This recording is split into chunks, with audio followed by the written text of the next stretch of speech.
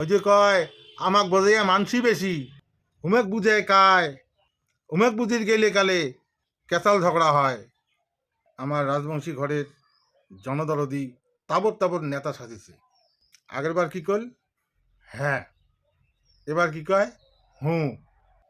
তা এলা ঢোরা সাপের মতো করিয়া গাঁর ডাড়া ডাড়ি নাগাইছে।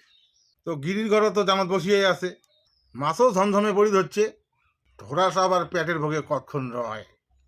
ভোগের চোটে রবার না পায়া আল্লি থেকে নামিয়া জানের তলপাকে যেয়া ভাবনা করে দুই একনা ডাকে বুটি তো আসিবে পাংবা খাবা।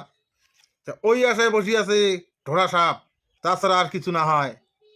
এলা আমরা বহু কিছু দেখেছি, বহু কিছু দেখিলাম, দেখারও আর কিছু নাই, শোনারও আর কিছু বাকি নাই, বোঝার মতো আর কিছু নাই।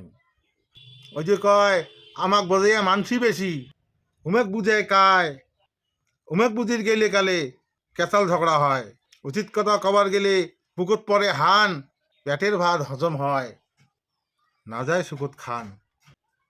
ওই হলে কথা।